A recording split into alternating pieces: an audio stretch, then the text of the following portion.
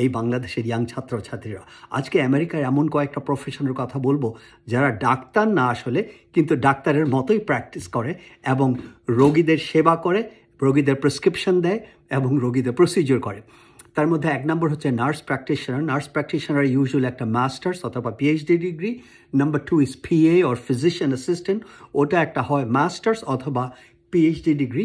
তারপরে হচ্ছে অপটোমেট্রিস্ট, ওরা চোখের ট্রিটমেন্ট করে, ওরা ঠিক অফথলমোলজির মতো, কিন্তু ওরা হচ্ছে অপটোমেট্রিস্ট, ওরা লোকেদেরকে চশমা প্রেসক্রাইব করে এবং ছোটোখাটো প্রসিডিওর চোখের মধ্যে করতে পারে, ওদের ইনকাম খুব ভালো।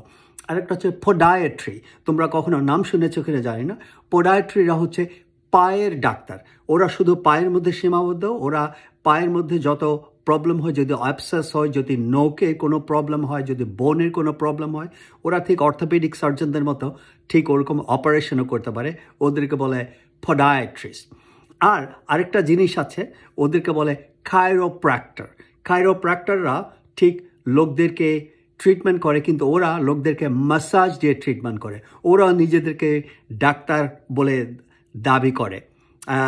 তো রোগী দেখতে হলে, রোগী ট্রিটমেন্ট করতে হলে এবং ভালো পয়সা কামাতে হলে তোমার ডাক্তার হওয়ার দরকার নাই আমেরিকাতে। বাংলাদেশে অনেকে কমপ্লেন করে হাতুড়ে ডাক্তার, আমেরিকাতে হাতুড়ে ডাক্তার আরও অনেক বেশি।